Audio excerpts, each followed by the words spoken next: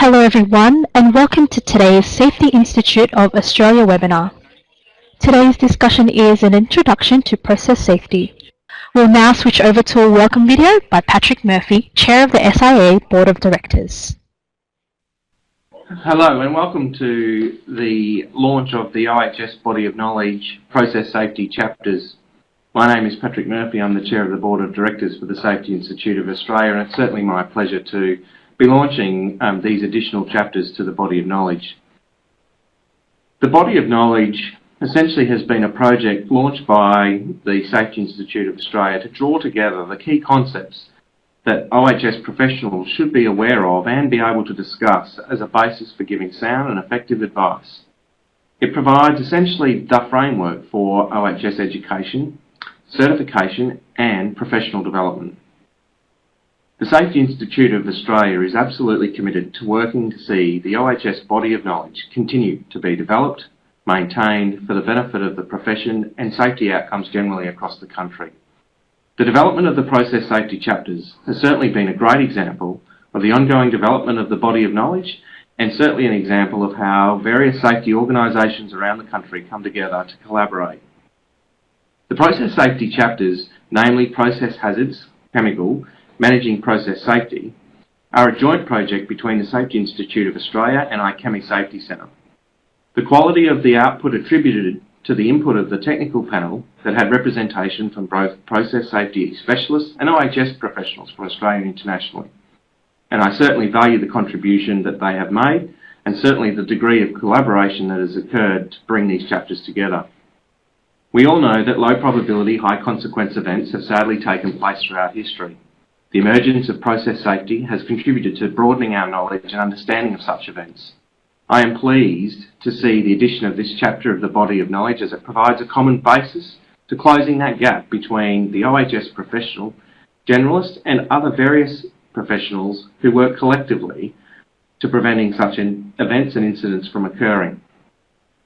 The chapters so far to date have had a positive response from those who have provided peer review and others including regulators such as Safe Work New South Wales and WorkSafe Victoria. The Safety Institute of Australia is announcing the launch of the chapters, and we welcome those who are helping us essentially with today's launch. Certainly Emeritus Professor Andrew Hopkins, Dame Judith Hackett, past Chair of the UK HSE and past President of the Institution of Chemical Engineers, John Temby, who is an OHS professional on the Process Safety Technical Panel, who will share his thoughts on how OHS professionals can use the information in the process safety chapters to influence their practice.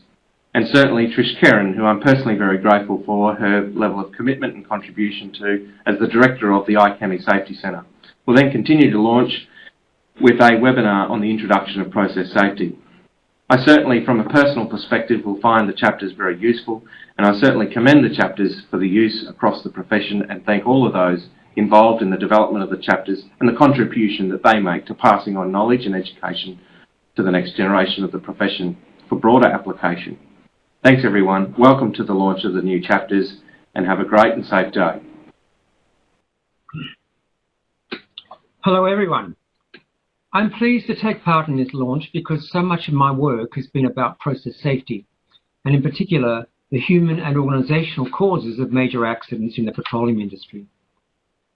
These two chapters represent another step in the emergence of process safety as a discipline. A previous important step in Australia was the establishment of the IPM Process Safety Center in 2014. The term process safety is of US origin. Early steps there were the establishment of the Process Safety Management Standard at the beginning of the 90s, the creation of the Mary K. O'Connor Process Safety Center in 1995, and the advent of the US Chemical Safety Accident Investigation Board in 1998. So there's an important context into which today's launch fits. These chapters are addressed to OHS professionals who are not process safety specialists. If I were such a person, I'd be delighted to have these documents available to me for ready reference. From a personal point of view, the most useful material is the introduction to the physics and chemistry of explosions and fires. This is one of the most compact yet informative discussions I've ever seen. It'll be invaluable in helping OHS generalists understand what process safety is about. The education provided by these chapters will pay off in various ways. First, it will help OHS generalists in the petroleum and petrochemical industries to work more effectively with process safety specialists employed in those industries. That's an obvious benefit. But here's another one. The principles of process safety extend way beyond the petroleum and petrochemical industries. The sugar, wheat, wood, cotton, and coal industries all generate combustible dust, which can fuel an explosion. Worldwide, a significant number of industrial disasters have been caused in this way. We don't normally think of these as process industries, and they don't normally employ process safety specialists. OHS professionals in these industries are likely to find themselves dealing with these hazards without any additional professional input. The information in these chapters will help them understand what they're dealing with and how it must be managed. In the year 2000, I published a book about a gas plant explosion at Longford, near Melbourne. Not surprisingly, I received requests to speak about it from within the petroleum industry. Perhaps more surprising, one of the first requests came from a winery, which of course has hazardous processes. I was also asked to speak about the lessons from Longford at steelworks, at coal-fired power stations, a cement manufacturer, railways, aircraft maintenance depots, and even the Royal Australian College of Physicians. Clearly, the lessons about process safety stemming from the Longford accident had relevance beyond the petroleum industry and even beyond the industries covered by major hazard regulations. These experiences convince me that the chapters we are launching today have relevance for hazardous industries generally. There's one other payoff I see from these chapters. They make the point that the prevention of low probability, high consequence events, such as chemical explosions, requires distinctive management strategies. But probability and consequence are relative terms. At many industrial sites today, a fatality is a rare event, a low probability event. And for the people involved, and even for the enterprise, fatality is also a very high consequence event. The implication is that fatality risks must be managed in distinctive ways in this area as well. For example, just as injury rates tell us nothing about how well process hazards are being managed, they tell us nothing about how well fatality risks are being managed. Some of the thinking in these chapters about the distinctive nature of process safety applies also to fatality risks, which again gives the material relevance beyond the industries we normally think of in connection with process safety. So congratulations to the organisers, and to the readers of these chapters. I'm sure you'll find them invaluable. Thank you. When I was in Australia last year, I spoke with Trish and with the Safety Industry of Australia people about the work they were planning on bringing together people who are process safety specialists and occupational health specialists, because they believed it was really important that the body of knowledge of the two different sides of the safety equation started to have an important conversation. I'm delighted that this piece of work has been done. I've read the output, I've seen the product of that work, and I think it's a great piece of work that should be helpful both to process safety specialists to help them understand how to communicate their messages to generalists, and also to help occupational health and safety specialists to understand some of the in-depth knowledge that they need to call upon when they need to work on the high hazard issues associated with safety. So I'm delighted this piece of work has been done. I think it has great potential to change the conversations that will take place between everyone who's committed to improving safety, particularly in high hazard workplaces. And I hope that it will spread far beyond Australia and be used elsewhere in the world, because I commend all of the people who've put the time and effort into doing this. Process safety. How can we use this information? I guess to start with, I was invited to join the panel to develop the 2 process safety chapters because I'd worked on sites involving significant process safety risks.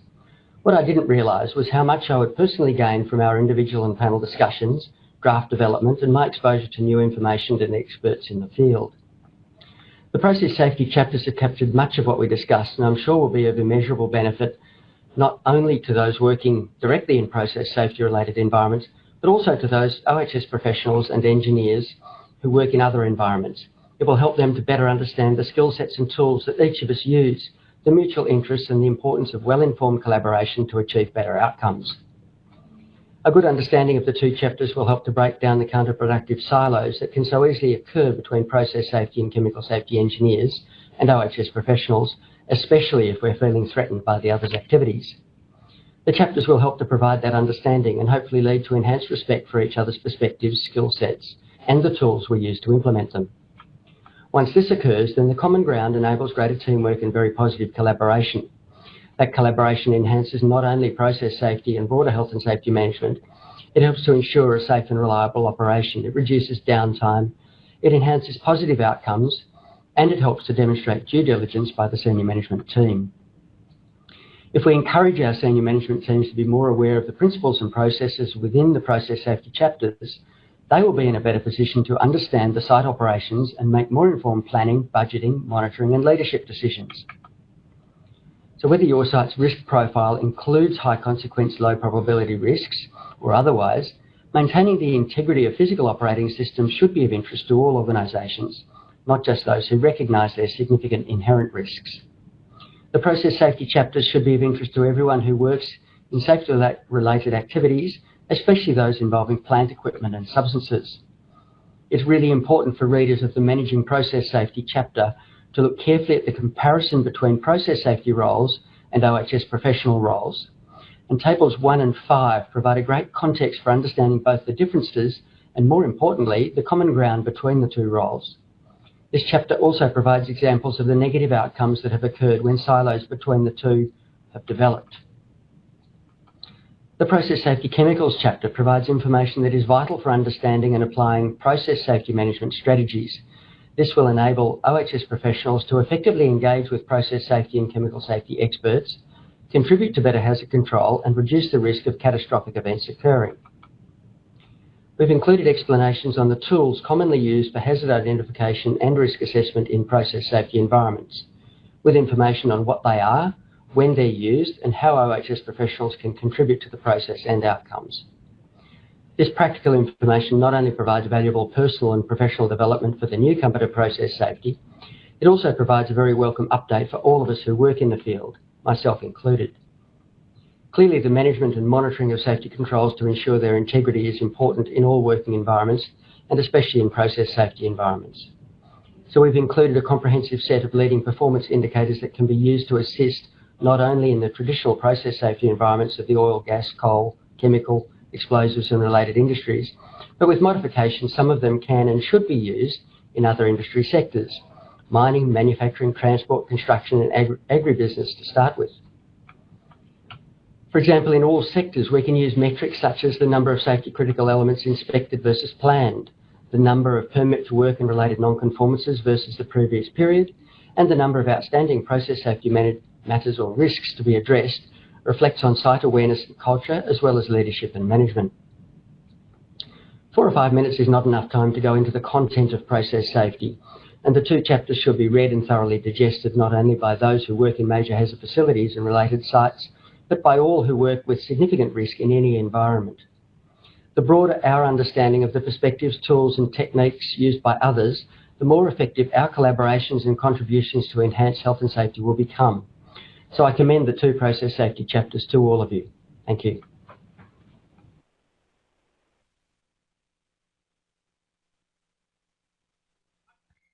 Great. I'd now like to pass you over to Trish. Thanks, Shona. It's my pleasure to be here today, and thank you in particular to the Safety Institute of Australia for organising this webinar. Firstly, I just wanted to briefly introduce the IPM Safety Center for those of you who are not familiar with us. Basically, we're an industry-led consortium that's focused on advancing process safety worldwide. Our members come together to work on common areas of concern and then share those solutions and best practices more broadly. So particularly competency was an area that the Safety Centre wanted to work on, and that's eventually led to this project. The work that we do in the centre, though, is based on the premise that good process safety outcomes actually rely on leadership across 6 functional aspects of an organisation, being knowledge and competence, engineering and design, systems and procedures, assurance, human factors and culture. Now, importantly, this is not exclusive to process safety. You could equally apply these functional areas as well as to OHS, as well as environmental management and a range of other aspects of an organisation as well. But they do have slightly different applications when you talk about these different areas. In terms of the background, I mentioned that the members wanted to do some work on competency. And that led to the publication of a document back in July 2015 that actually defined process safety competency across an entire organisation. Now, with the Safety Centre material, we've made this available as a free download for anybody that wants to see it, and then we will that will be available for people. They can just log on to that website and download that guidance document if you want to see what we think the process safety competencies should be. In terms of how we actually established this competency, we first of all looked at what were the roles in an organisation that we felt had an impact on process safety, and then we actually looked at what we felt their competency level should be, because we clearly understood that not every person needs to be an expert in everything. There are specific areas that some people need to know more or less. In that, we actually defined that the health and safety and environment personnel had a specific process safety competency requirement. This then prompted a discussion with the Safety Institute of Australia and the OHS Education Accreditation Board to understand and clarify some of those expectations that the Safety Centre had put out there on the process safety, process safety on the OHS professional. So this then led to work in the body of knowledge. The Safety Centre started to explore the body of knowledge and determine whether we thought that there was something of use that we could contribute to it. As we looked through the material, what we found was that process safety was not specifically covered. And as we've heard the pre-speakers talk about today, it's the high consequence, low likelihood incident that results from a loss of control. And it's not necessarily restricted to just the processing industries. So whilst a wide range of topics are addressed in the body of knowledge already, process safety specifically we felt was not. Therefore, we believe that there was some work to do. So in terms of, is there a gap? What does this actually mean for us? Consider the picture above. If you look at it from the perspective of an OHS person, then you'll probably identify several different hazards and consequences that may be present, such as noise, heat, entanglement, obstruction of the area. But if I look at it from a process safety perspective, I see a range of different hazards. I want to know whether the pressure relief valve is functional. I want to know what the operational temperature of the pump is. What's the seal material and is it compatible to the contents of the pump and pipe? And where is the piping lined up to? These are the sorts of areas that a process safety engineer will look at. And whilst both sets of hazards and consequences are very valid, they only represent half the picture. So we felt that there actually was a gap that we could then contribute to. So we'd now like to launch into a poll question for you. So I'd ask Shona to bring up the poll question, which is, do you work in an area with process safety hazards? So we'll open that poll now, and then we'll see how the answers come out.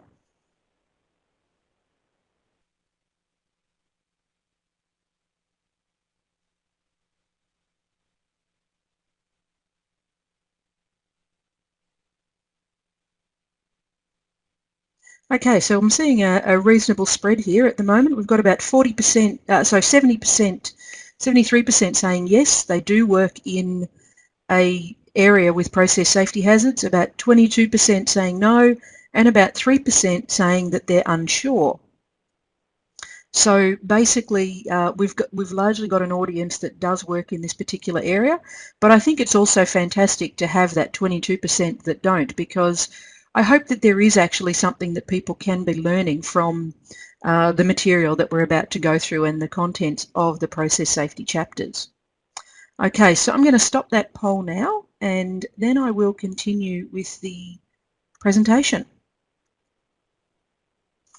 So, based on the understanding that we determined there actually was a gap, we decided that there was a project here to collaborate with the Safety Institute of Australia on what an OHS professional should know about process safety. And so we launched this back in early 2016 or late 2015. And it was approximately 18 months worth of work to get to where we are today. And that certainly sounds like a very long period of time, but there was a lot of contribution that did go into this work. So if we look at how we developed the chapters, it was important that we brought together a team of people that was made up of both process safety professionals and OHS professionals, because from a process safety perspective, we needed to make sure we were hitting the mark with what we wanted to explain. So we had contribution from a range of different industries and companies in the process safety arena. So these are listed here, from the Upstream Petroleum Production and Exploration Association of Australia to a number of different consultancies, as well as some operating companies within the area. We also then had a range of industries covered from the OHS perspective. And you'll notice there that we had both participants from Origin Energy in the process safety and the OHS side. This actually provided a really nice balance for us within an entire organisation as well. As we started the process though, we thought we were just writing one chapter. We very quickly then realised we needed to actually write two chapters. One about the management of process safety, and then one specifically about process safety hazards. Now, when you consider process safety being high consequence, low likelihood events that are a result of a loss of control, that broadens the definition very, very widely. But we felt we actually needed to draw some boundaries around it, so we focused specifically on chemical-related hazards. Having said that though, these chemical-related hazards do appear in a range of different industries. Importantly, I mentioned earlier though that we did do a full review of the body of knowledge to see whether process safety was covered. And we actually ended up using extensive referencing across previous other chapters of the body of knowledge. And this was important because we're not interested in duplicating the work that's already there. These chapters do very clearly fit within the body of knowledge in its entirety. There are various areas here that do have significant elements in them that apply to process safety, but it was not specifically covered. So this is why we used the cross-referencing in the existing chapters. I'd like to now start to talk about what's important in the chapters and then what material we actually covered. We felt that getting the historic perspective and the extent of the problem correct was very important, and this actually took us quite some time. We needed to make sure that when we looked through the body of knowledge, it became very apparent why it was going to be a useful document. We also then particularly used stories to illustrate the similarities and the differences between process safety and OHS. And we've included some specific examples as well so that we can actually show this difference. Importantly, some of the examples we use are actually used to illustrate that when you look at the problem from either an OHS alone perspective or a process safety alone perspective, you can actually introduce hazards from the other side that, if you don't work collaboratively together and recognise some of these differences, can actually result in incidents occurring. And so we use a couple of examples there to highlight this. And it's important to note that it occurs both ways. When process safety engineers do not take into account OHS, it can produce OHS hazards. When OHS professionals don't take into account process safety, it can introduce process safety hazards. So if we look at the process safety management chapters and what the core elements are, the very broad aspects of process safety, including how it's typically legislated, how the OHS profession can interact and add value in process safety by explaining the different types of documents used in process safety, as well as some of the key concepts. So things like process and instrumentation diagrams are an engineering drawing that are extensively used in process safety activities. What does an OHS professional need to understand about reading and interpreting a P&ID, a process and instrumentation diagram, so that they can effectively contribute to a hazard and operability study, for example, and bring into the picture the OHS related issues. We also look at how process safety can tie in with other existing aspects of OHS though, and this is actually very important. So when we consider management systems, we're not advocating that there needs to be necessarily a separate management system. There are already OHS management systems out there. The key is how can we effectively tie into what exists, as well as when we look at assurance processes. There are a range of different assurance processes in an organisation to ensure that they monitor and manage OHS. So leveraging off those is very important in the process safety arena as well. If we look at the process safety hazards chemical chapter, we start to talk about the aspects of flammable substances and explosive substances, how oxidizers work, how corrosion works, what we need to understand about reactivity of chemicals, pressure-related issues, steam, which is often not covered in a process safety area because typically it's just water. However, it's often superheated, it's at extreme temperatures, it's at high pressures, and it can create substantial process safety hazards. And things like combustible dusts and toxicity from a process safety perspective as opposed to a hygiene perspective. So we discussed the science behind these areas in process safety and how the hazards and consequences relate to controlling the risk and methods to assess them. So we also look at the specific consequences and modelling of those consequences as well. And then in terms of the control measures, how we can actually utilise those to effectively manage and monitor process safety in the workforce. So I'd like to just show an example here. Now, I note that this is for illustrative purposes only. It is not exhaustive, but we take the example of an LPG road tanker. So from a process safety perspective, there's concern over the tank, the hose, the integrity, how the breakaway protection works and is tested, pressure relief, how the system is interlocked, prevention of overfilling of the road tanker itself, the gauging, the trips and alarms. If I look at the OHS side, then we're concerned about the ergonomics of the cab, the manual handling, the hose management, fatigue and journey management, the fitness for work of the driver and the in-cab management. But there's a section in the middle here which is an important overlap, and this is where process safety and OHS need to come together a bit more as well.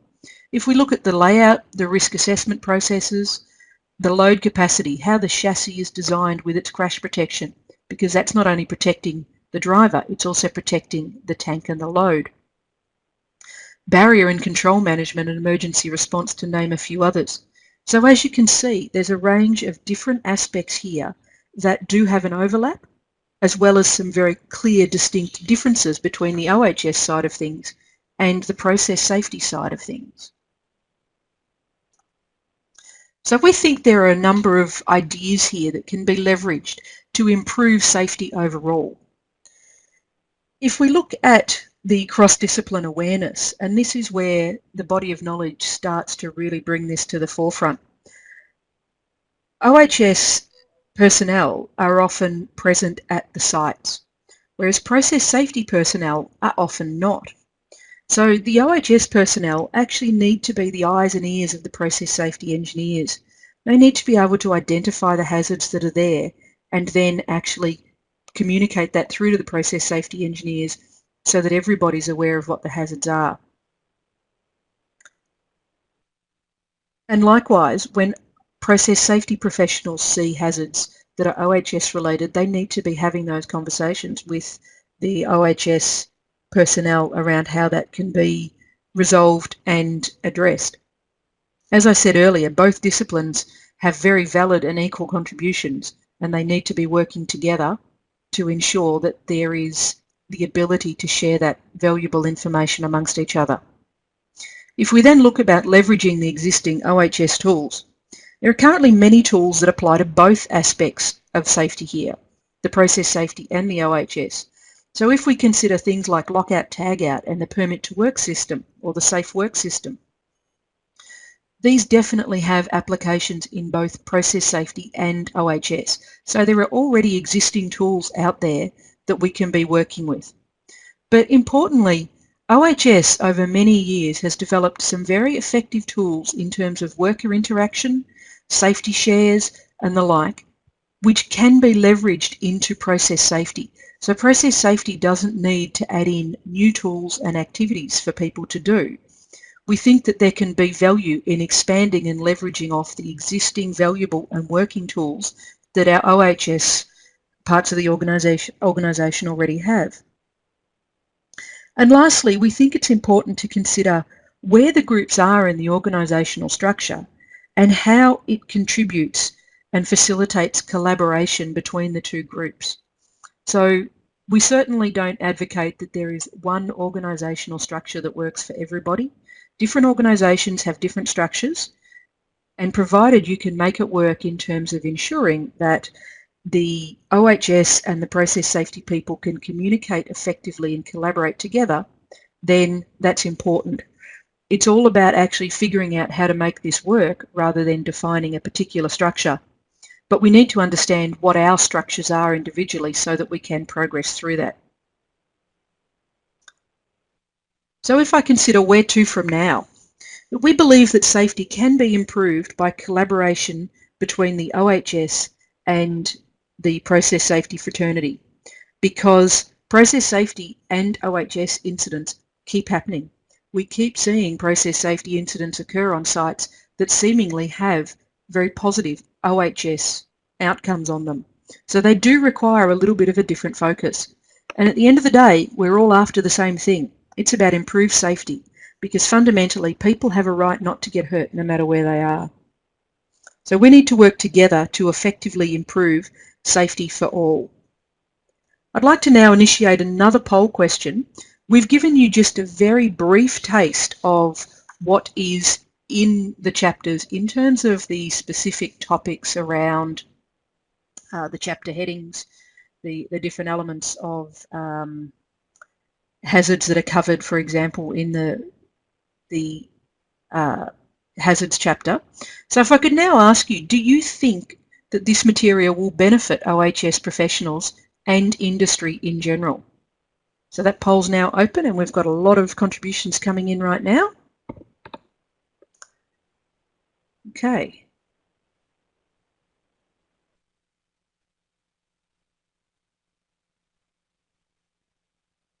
Okay, so I guess there's so far the results as they're coming in, the very positive part of it is that no one's actually said no, they don't think this material will benefit. So that's good. That's very very self-affirming there.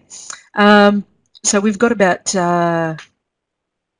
89–90% of you saying yes, and about 10% unsure at this stage. So I think certainly for those of you that are unsure, I'd invite you to take a look at the body of knowledge chapters, and I believe we're looking for how we can share the link with you on that at the moment, though I think they will be up by Monday at the very latest.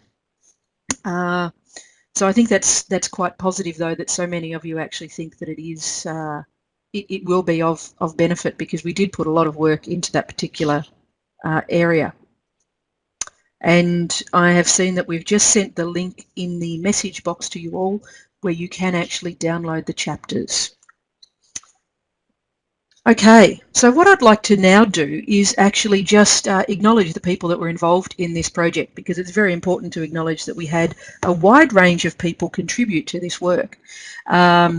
Up here on the screen right now, we have the process safety team that were part of it. So we have Alan Munn, who was actually based in Malaysia, so we did have some overseas contribution. Andrew Batty, Joe Aitken, Fiona Murfitt. Sorry, just on Joe, he's also located in New Zealand, so again an international contribution. Fiona Murfitt, Andrew Woodhams, who was the original IPM Safety Center sponsor for this project, so he was very much a driving force behind making sure this project stayed on track. Yogesh Kerala, who was one of our contributors based out of the US, Daniel Grivich, Zishan Kueshi, and unfortunately I didn't have a photo of Ivica Ninic. But basically what we've actually got here is really an international team that came together. Another important aspect around when we drafted the chapters, we then actually sent them out to all of the IPM Safety Center member companies for review. And we had contribution to this chapter from Europe, the US, Canada, throughout Asia and into the UK, as well as New Zealand and Australia. So we've actually produced a document or a couple of documents here that had very broad contribution from a range of different people around the world. From the OHS side of things, so we've already heard from John Temby today, which was great, so he was part of that team. We also had Chad Pettit, Tony Smith and Vanessa Russell who contributed as well. I'd also particularly like to acknowledge Pam Pryor though. Certainly producing a body of knowledge chapter was something very new to me, so I was very pleased for her guidance and drive with this particular project. We certainly would not have produced anything of the level that we produced without her considerable contribution to the chapters. In terms of other resources that are available, IPM Safety Center itself provides a range of different chapters, so a range of different materials. And I just wanted to quickly run through some of the other materials that we have.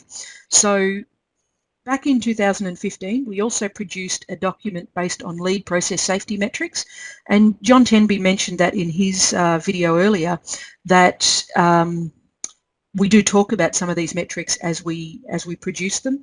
That is also available as a free download from the IPM Safety Center website. We also recognise the competency of process safety engineers as well through our professional process safety engineer registration. So we are very much focused towards ensuring that we recognise the competency of those professionals that do work in the field.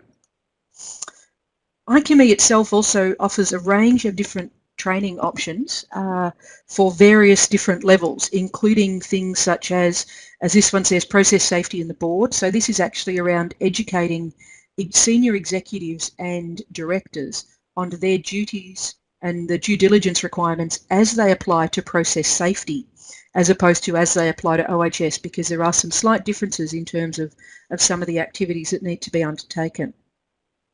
We also run various other courses such as chemical engineering for non-chemical engineers, which is a great way to understand different aspects of, for example, reading and interpreting P&IDs, as I mentioned earlier, the process and instrumentation drawings, or understanding the operating parameters of various parts of plant, as well as a range of other introduction to process safety type training courses.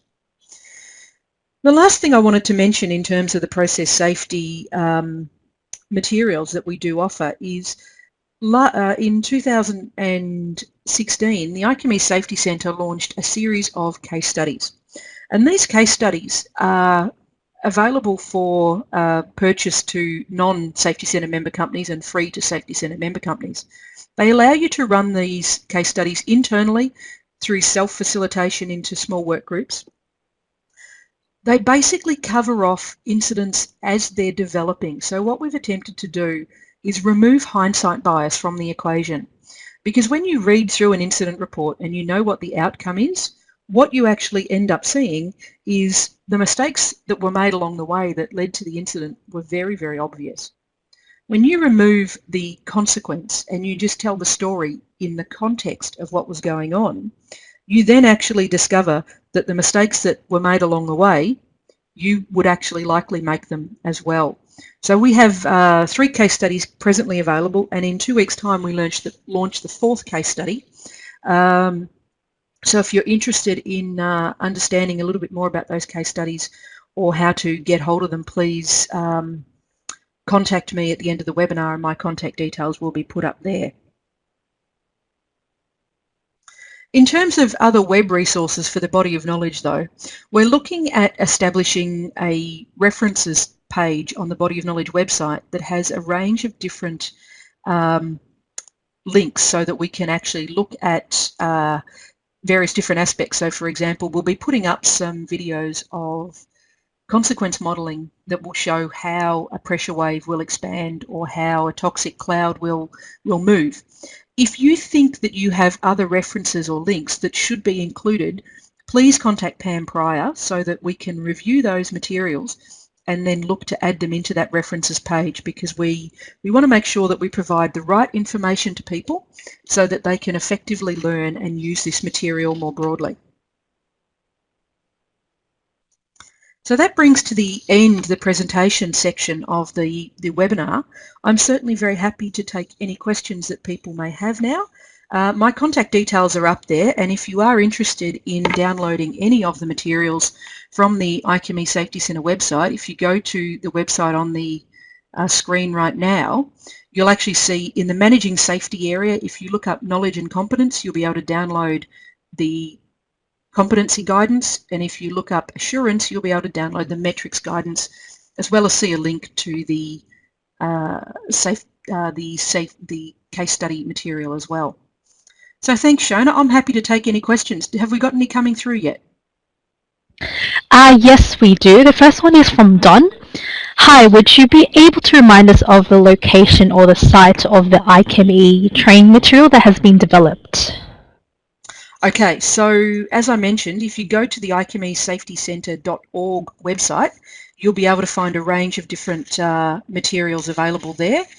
If you go to the Managing Safety tab, you will then see, you'll be able to go into each of the different areas.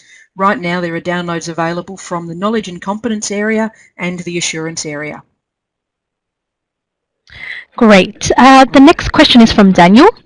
These chapters are aimed at improving the awareness of the OHS generalist. Having said that, do you see the potential for future process safety professionals to emerge from differing career paths and not just the traditional chemical engineering stream? Okay, thanks for that question, Daniel. Yes, I absolutely do. And the reason I say that is when IPM developed the Professional Process Safety Engineer program, we did not develop it solely for chemical engineers. We recognised there are a range of different disciplines that end up finding their way into the process safety world. So, for example, I'm actually a mechanical engineer working for the Institution of Chemical Engineers, but we often see a range of scientists, Bachelor of Science in Chemistry or Physics, end up in process safety, as do other disciplines. And there is certainly no reason why we would not ever see a Bachelor of Science in OHS, for example, end up down that path. The Professional Process Safety Engineer registration is actually about recognising competence. So we don't focus on what the original degree is, we actually focus on demonstration of the competence of that person in the workforce as a process safety professional. So certainly we do see that there are other paths to end up in process safety rather than just a chemical engineering degree. Thanks. Great. The next question is from Tony. Trish, are there any PS training courses or providers available for OHS generalists consistent with the chapters? Thanks for that question, Tony. So right now, the IPM runs a program called Process Safety Awareness. This is a 2-day program that starts to introduce participants to a various range of process safety elements. And in fact, a lot of the material that is put into the chapters was sourced out of that particular program. So we do actually have that particular program as a 2-day course. For people that are wanting to understand a little bit more in depth, we then also offer one called Fundamentals of Process Safety, which is a 5-day course. Again, we've referenced some of the material out of the Fundamentals of Process Safety course into these chapters as well, so they're certainly very consistent.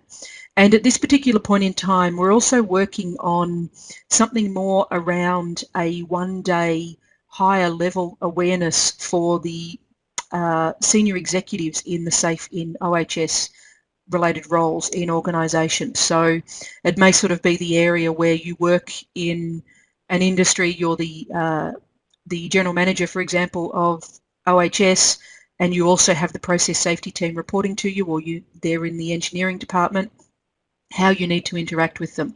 So we're actually currently developing a one-day program that will be aimed more at the OHS person specifically, but depending on the level of knowledge that you're looking to seek, we also have a 2-day or the 5-day program available. So there are currently no questions at the moment, but there's a couple of people who are typing in, so they're yet to submit their questions. So we'll just wait a couple of minutes. Yep. In terms of when those training courses are available, if you go to the IPM website, which is www.icheme.org, you will be able to then look at our training area and in fact download our training catalogue, which has a range of different programs associated with it. I also believe that the SIA are going to provide a link somehow through to the IPM training catalogue so that you'll see what we do have available. As I said, we do have programs such as chemical engineering for non-chemical engineers, so you can understand some of the physics and chemistry behind process safety activities.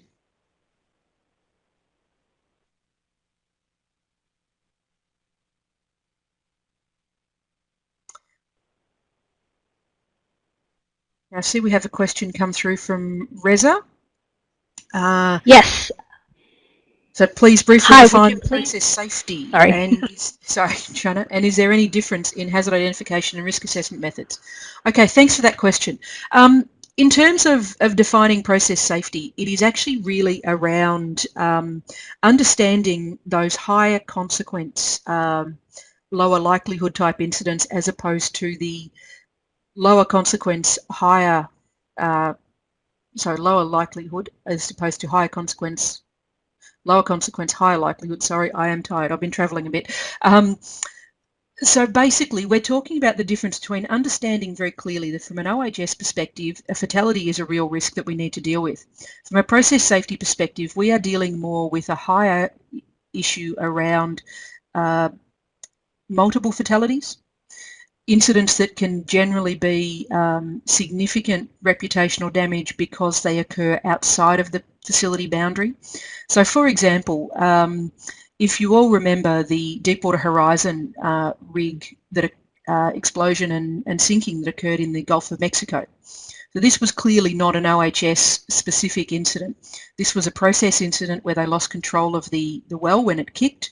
They had a leak of hydrocarbon material onto the deck that resulted in explosion, killing 11 personnel and sinking the rig. Now, the reputational cost of that particular incident is significantly higher than if, for example, 1 or 2 workers were killed in a crushing incident. Though tragic as it would be, if it happened on the rig, there would not be the media associated with it. There would not be the significant consequence that we see also, for example, the environmental damage that occurred.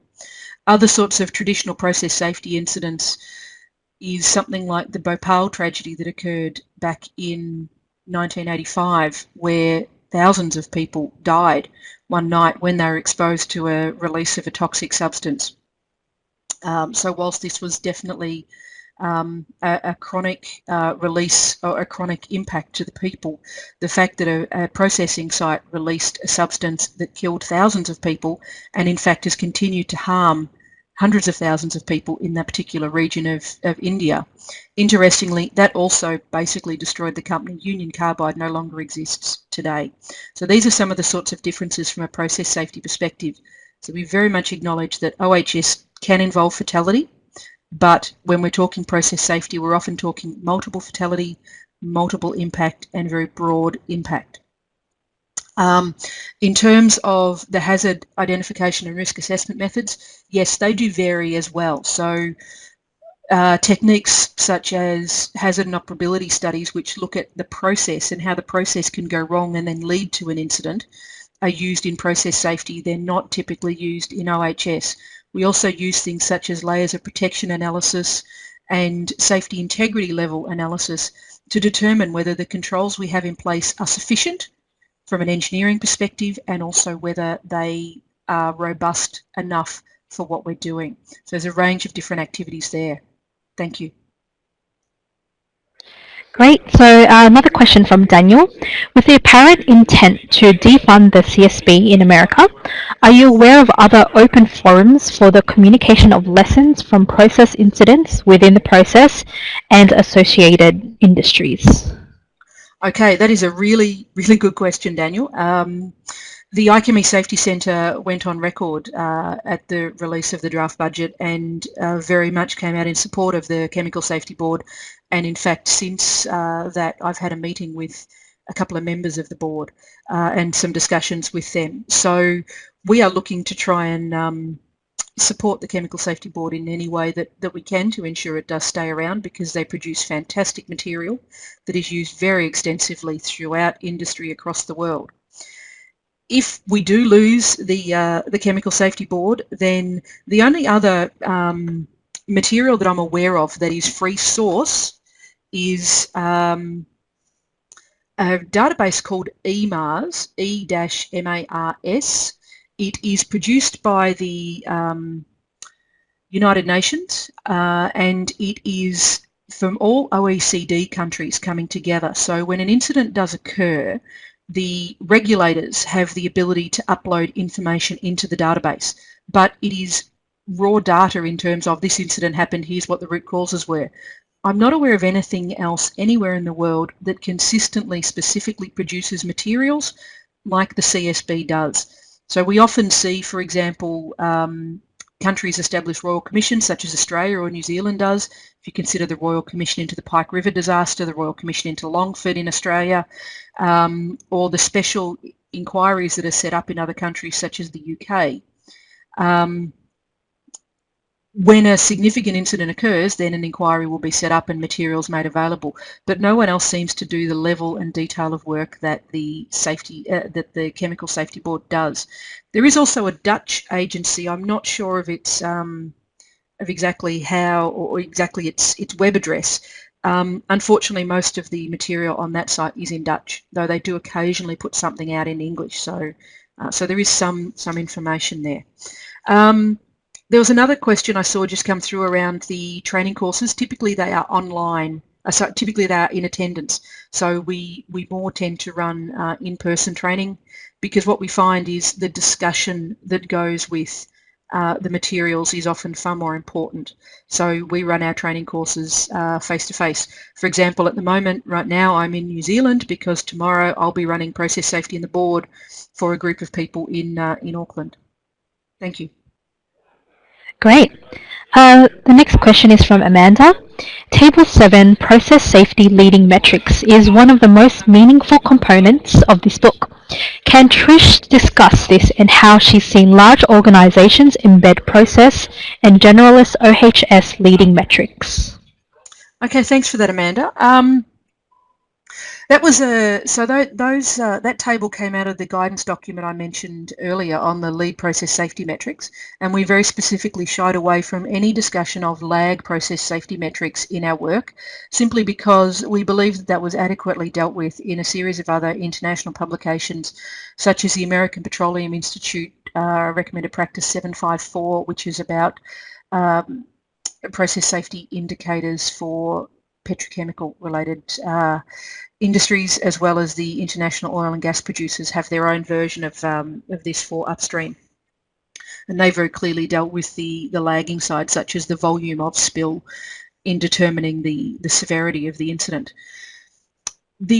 What we did when we drafted our metrics guidance was actually bring companies together with exactly what they were producing at the time, and then look at where we could achieve commonality to see where those particular activities occurred. So, for example, every member company of the ISC was reporting maintenance to schedule, maintenance performed to schedule on safety critical elements. What we then looked at was, okay, how can we harmonise the definition so that we can compare what this means? And that's how we came up with the definitions in the competency guidance. In terms of how I've seen this embedded in other organisations or in large organisations, so many of our members are currently looking at exactly how the details are covered in the guidance material so that we can start to benchmark. So we'll actually be moving into benchmarking of lead OHS metrics into the future. So I'm expecting later this year for our member companies, we will have benchmarking activities up and running, and that will then give them a chance to see where they sit within the pack in terms of how their lead metrics are going. So from that perspective, we're seeing a number of companies pick up and ask questions about the metrics. I'm also seeing some companies look at what are the key important ones, and it's important to note that in the metrics document we listed 21 metrics. You may not need all 21. You need to understand yourselves which are the focus areas and where you need to be driving change in your organisation. So take a look at them, see what works for you, and then see where you go. One of the other things we're working on at the moment, though, is over the next 12 months or so, we will be producing little toolkits that go with each metric to give you more guidance on implementing that particular metric in your organisation. So that'll include things like exactly what systems you need in place to make it work, how you should be counting some of that information, and defining things like, in terms of the safety critical elements, we're starting with, let's talk about relief valves and what we need to know about relief valves specifically before we actually branch into every safety critical element you may have in your facility. So there's some of the activities that we've got coming up. I hope that answers your question, Amanda. Thanks. Okay, great. There's a very specific question from Kelly. Trish, would you like to take that offline, or would you like me to just read it out for you? Okay. Sorry, I'm just going to quickly scan through it. Sure.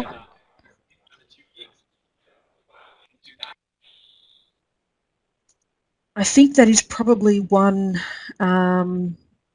that we'll take offline, and perhaps there's a further discussion with the Safety Institute in this area as well. So yeah, I might ask for that one to be taken offline in association with Penny. Thanks. Thank you everyone for attending today's webinar, and thank you Trish for your presentation. Please stay logged in to take our online survey, which you will be redirected to shortly. We thank you in advance for your feedback and wish you a great afternoon.